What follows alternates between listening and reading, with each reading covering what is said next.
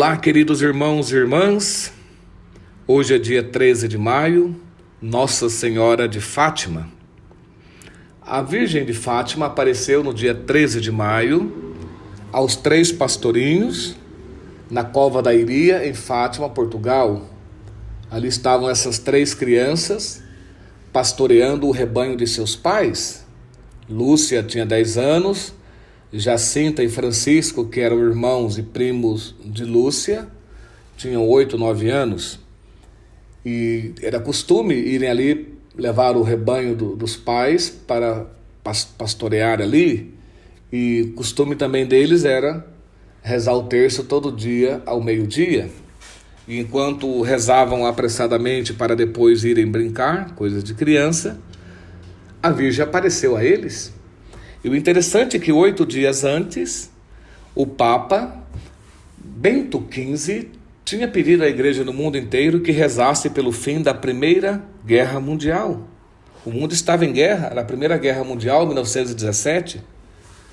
Então, o Papa pediu que também colocasse como intercessora a Virgem Maria, pedisse pela Virgem Maria o fim da guerra.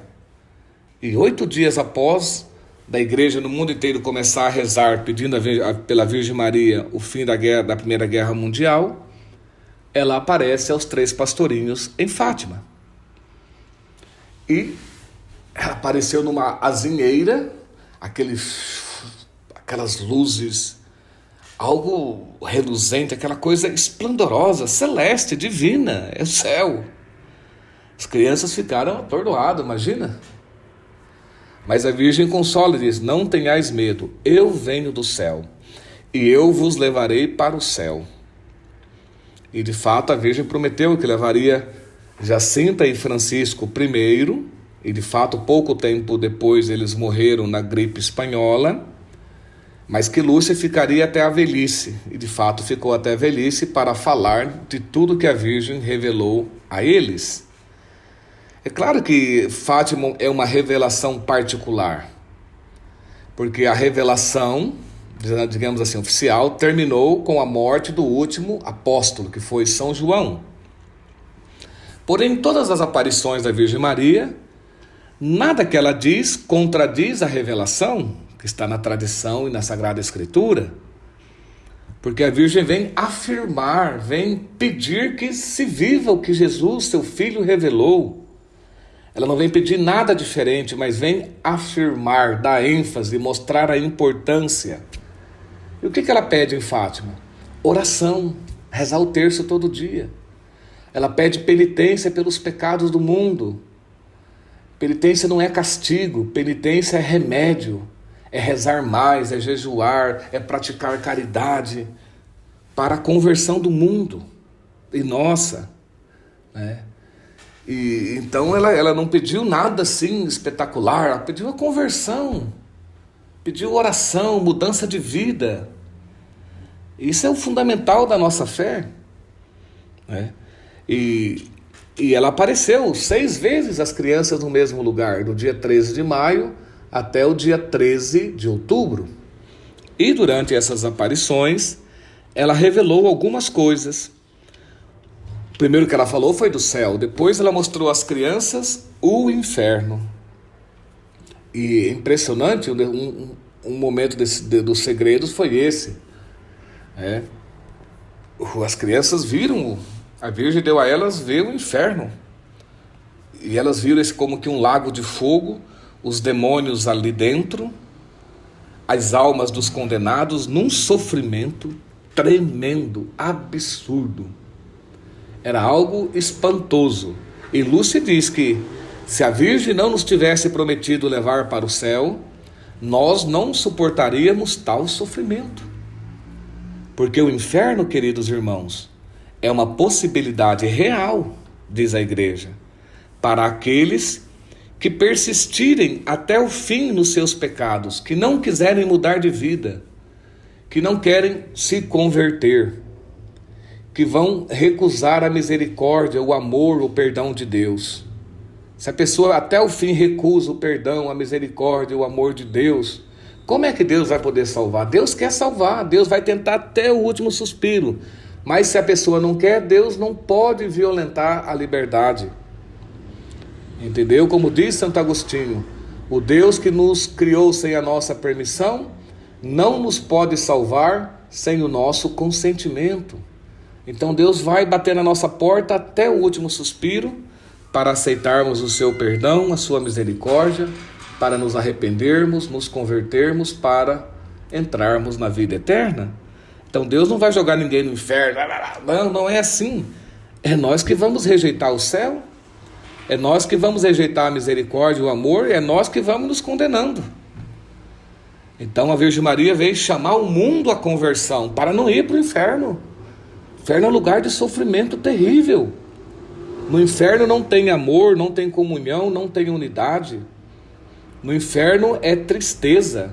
Não tem luz, não tem o amor de Deus, é trevas. No inferno ninguém se ama, todos se odeiam, ninguém dá bom dia, ninguém olha para o outro. É cada um fechado nas suas trevas, no seu egoísmo, no seu próprio eu, eternamente nessa solidão macabra, eterna, horrível. É pior do que um lago de fogo. E não morres mais, ali é eternamente nesse sofrimento. Então a Virgem vem chamar o mundo à conversão para não ir para aí. Porque Deus criou o céu para nós. A luz, a alegria, o amor, a comunhão, a festa do banquete celeste. É para isso que fomos criados, para a vida eterna, não para o inferno. Mas o demônio, que já está condenado ao inferno, quer nos desviar do caminho. Então a Virgem mostra o inferno para que o mundo acorde, que o inferno existe. E deixou as crianças verem. Ai, que loucura, as criancinhas vai traumatizar. Não, hoje tem muitos que não falam nem do pecado. Não vai traumatizar.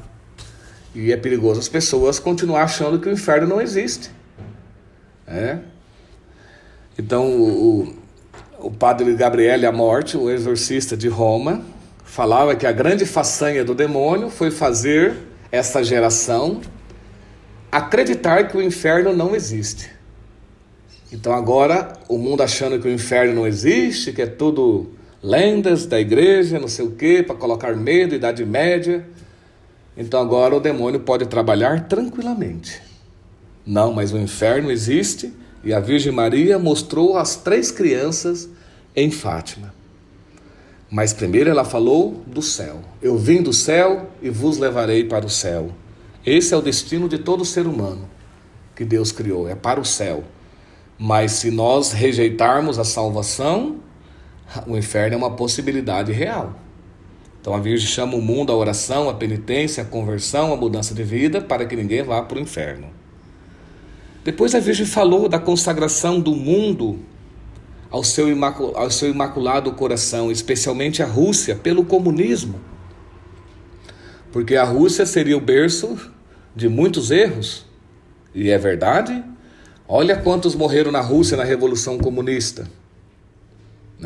Olha, 34 milhões. Muitos cristãos morreram ali, muitos padres, 20 mil. Dá uma ideia para você ver. Naqueles campos de concentração, os gulags, morriam de fome, de frio na Sibéria. Nossa Senhora, um sofrimento tremendo. Olha na China, quantos Mao Tse Tung matou? 70 milhões na Revolução Comunista Chinesa. Olha no Vietnã, todos aqueles países que aderiram a essa ideologia comunista. O leste europeu todo, que fecharam com o muro de Berlim, dividindo o mundo. Olha quanto sofrimento. Os dados históricos mostram que mais de 100 milhões foram mortos nessas revoluções no comunismo. Então, muito cuidado, porque o comunismo, o marxismo, o comunismo, é uma coisa que vai contra o cristianismo, totalmente. Marx dizia que o cristianismo, a religião é um ópio, é uma droga, aliena as pessoas para ficar esperando o céu. Enquanto estamos olhando para o céu, deixamos de construir o paraíso terrestre, o comunismo. E onde tentaram botar em prática isso, fez um estrago, matou muita gente, destrói a moral, destrói a família, destrói a vida, os valores. Muito cuidado para não entrarmos nessas ideologias que fecham o céu. O homem não foi criado para a terra, o paraíso não é aqui, o meu reino não é deste mundo, diz Cristo. Então a nossa verdadeira vida não está aqui, está no céu. Temos que viver aqui, mas com os olhos fixos na vida eterna. E o Papa João Paulo II consagrou o mundo e a Rússia ao Imaculado Coração de Maria. Em 84 e em 88 caiu o Muro de Berlim, que se abriu o mundo comunista, né? Para poder receber o Evangelho e tudo mais, que em muitos lugares até hoje é proibido. Então temos que tomar muito cuidado com todas essas ideologias, queridos irmãos. E a Virgem pediu que o mundo fizesse penitência e rezasse pelo fim da Primeira Guerra, e a Primeira Guerra acabou. Porém, se não se convertessem, viria a Segunda, no reinado de Pio XI. E de verdade veio, no final do reinado de Pio XI, o Papa Pio XI começou a Segunda Guerra com a Alemanha anexando a Áustria ao seu território. Aí começou toda a bagunça de novo. O Tratado de Versalhes foi por água abaixo. E depois, aí a Alemanha invade a Polônia e começa a guerra que matou quase 50 milhões de pessoas. Só judeus nos campos de concentrações foram mortos naquelas loucuras dos nazistas, 6 milhões. Então, o mundo sem Deus é só isso. O demônio é perverso, é mau, quer levar o mundo à morte, à destruição. Então a Virgem Maria vem como mãe poderosa para nos proteger, para nos guiar. E uma outra parte desse segredo falava da morte do Papa, que via um bispo todo de branco, né? Os bispos caídos, padres, freiras, cristãos, uma cidade toda destruída.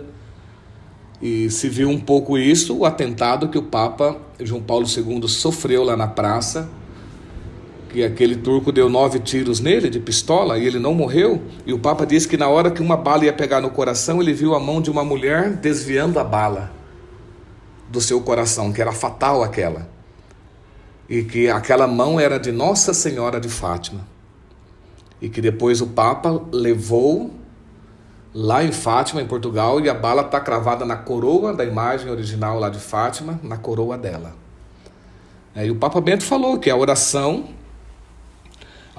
e a intercessão de Maria livrou a igreja, livra o mundo de muitas coisas. Poderia ser uma bomba lá no Vaticano, não sei o que, uma guerra, e ter morto muita gente, mas Deus, a oração e Deus, a Virgem Maria, tem o poder de impedir muitas coisas. Pela intercessão, os milagres acontecem pela intercessão de Maria. Então, queridos irmãos, Deus nos deu Maria como nossa mãe, como nossa intercessora, como nosso modelo. Coloquemos-nos sob sua proteção para que ela nos ajude nessa caminhada. Peçamos a ela pela paz no mundo, tantos povos divididos, tantas guerras, tanta violência, tanta injustiça, tanta fome, tanta miséria, tudo pelo pecado do homem que não escuta Deus, que não escuta Maria, para se converterem, para que possa haver paz, né?